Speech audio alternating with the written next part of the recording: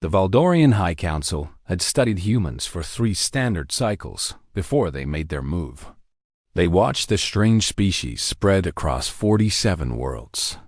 They counted their ships. They measured their weapons. They calculated their response times. The numbers told a simple story. Humanity was weak.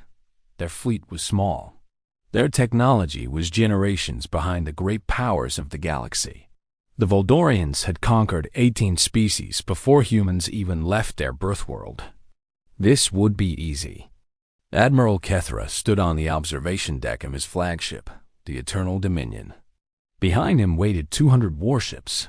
Each one carried enough firepower to crack a planet's crust. He looked at the tactical display and smiled with all 4 of his mouths. The human colony of New Helsinki lay before them. It was a farming world, a soft target, the beginning of a swift conquest. "Begin the attack," he ordered. The fleet moved forward like a wave of death. Sensors showed only 1 human ship in the system. It was an old battleship called the Prometheus. According to Valdorian intelligence, it had been built 60 years ago. Its crew consisted of just 800 humans. Against 200 advanced warships, it was nothing. It was dust waiting to be scattered. Captain Sarah Chun stood on the bridge of the Prometheus. She was 43 years old. She had gray in her hair and scars on her hands from years of service. Around her, officers worked at their stations with calm efficiency. They had received a distress call from New Helsinki 20 minutes ago. They were the only ship close enough to respond. The colony had 50,000 people. Farmers, teachers, children. They were depending on a single old battleship. "How long until the evacuation ships arrive?" she asked. 4 hours, Captain," her first officer replied. "Maybe 5. Sarah looked at the tactical display. 200 enemy ships. She had one. The math was simple. The math was impossible. But 50,000 people needed 4 hours, and she was going to give it to them. "All hands to battle stations," she said. "We hold the line." The Voldorians expected the human ship to run. That was what made sense. That was what any rational species would do. Instead, the Prometheus moved forward. It positioned itself directly between the invasion fleet and the planet. Admiral Kethra watched this with confusion. Perhaps the humans had not seen the size of his force. Perhaps their sensors were damaged. "Send them a message," he commanded. "Tell them to surrender or be destroyed." The message went out. The response came back in seconds. It was a single human word that the translation system struggled to process. The closest meaning was a suggestion that the Admiral perform a biological impossibility with his own flagship. Kethra was not offended. He was amused. "Destroy them," he said. 50 warships opened fire.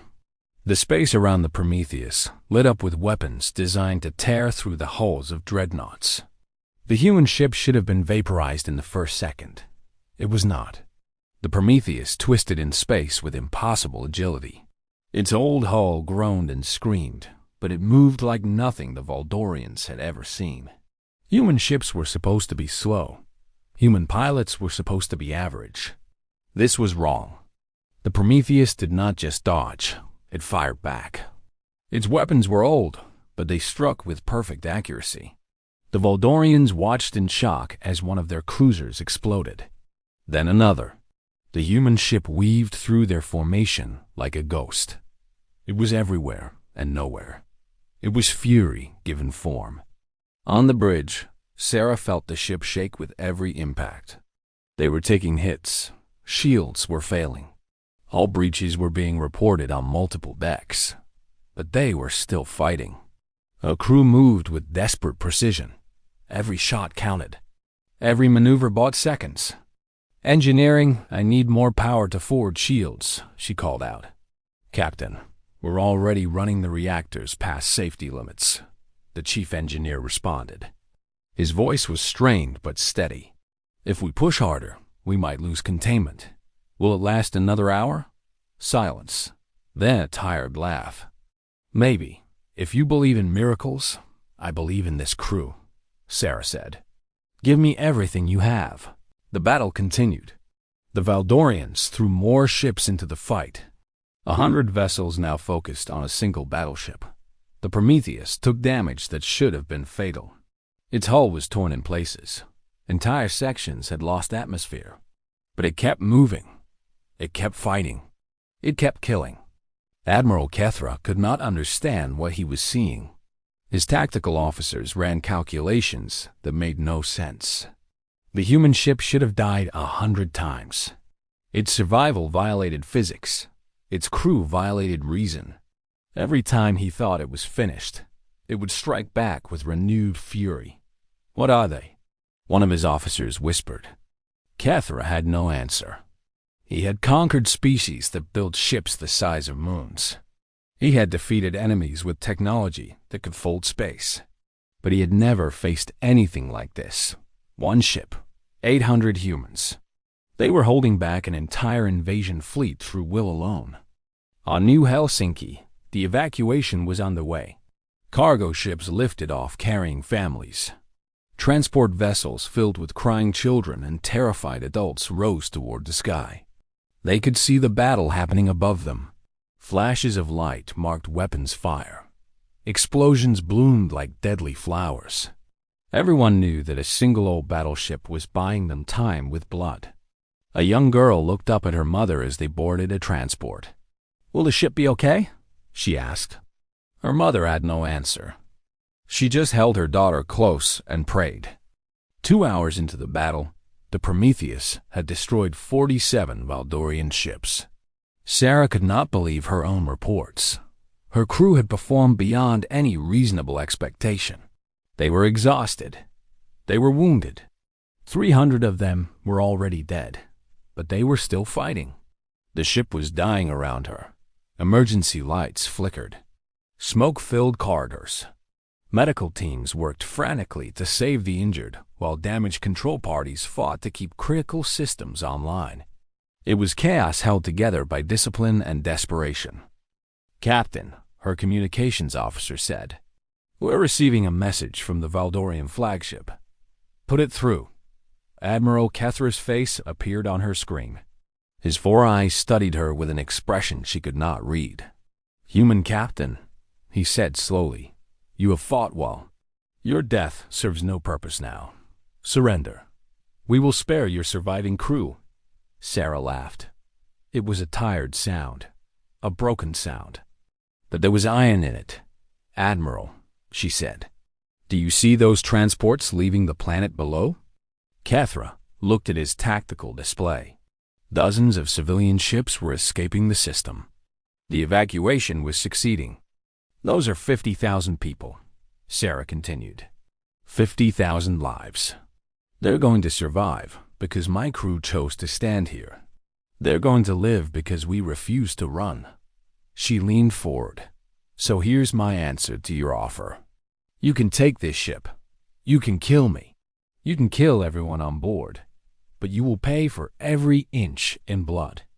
And when you're done, you'll have to explain to your leaders how one old battleship and 800 humans embarrassed the mighty Valdorian fleet." She cut the transmission. The battle entered its final phase. The Prometheus could barely move now. Its weapons fired slower.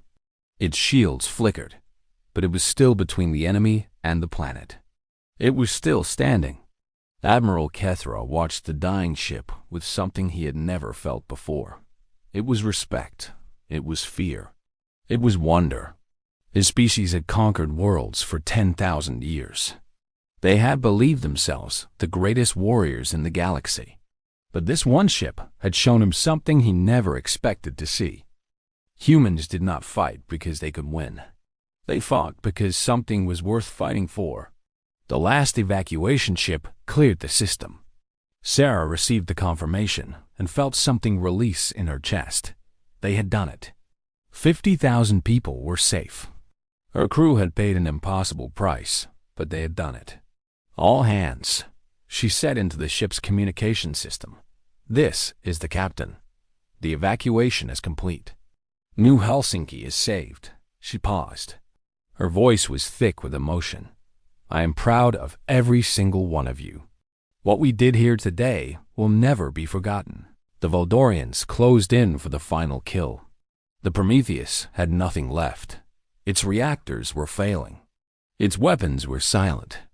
Sarah stood on her ruined bridge and waited for the end. It never came. Admiral Kethra ordered his ships to halt. His officers looked at him with confusion. The enemy was defeated. The kill was easy, but the admiral raised one of his 4 hands. "No," he said. "This ship has earned something that no enemy has ever earned from us." He straightened his posture. "Send them a message. Tell them they may withdraw. Tell them they have our respect." The message reached the Prometheus. Sarah stared at it in disbelief. Her crew gathered around her, wounded and exhausted, reading the words over and over. They were being allowed to leave. The enemy that had come to conquer was letting them go. The Prometheus limped away from the battlefield. Behind them, the Valdorian fleet made no move to pursue. Admiral Kethra watched the human ship disappear and knew that everything was about to change. He had come to conquer humans. Instead, he had discovered something that would shake the foundations of galactic civilization. Humans were not weak. They were not inferior. They were something far more terrifying. They were a species that would sacrifice everything for each other. They were a species that could not be broken by superior numbers or advanced technology. The report Kethra sent to the High Council caused chaos. The invasion was called off. The Voldorians withdrew from human space entirely. But the effects spread further than anyone expected. Other species heard the story. The tale of a single battleship that held back a fleet became legend.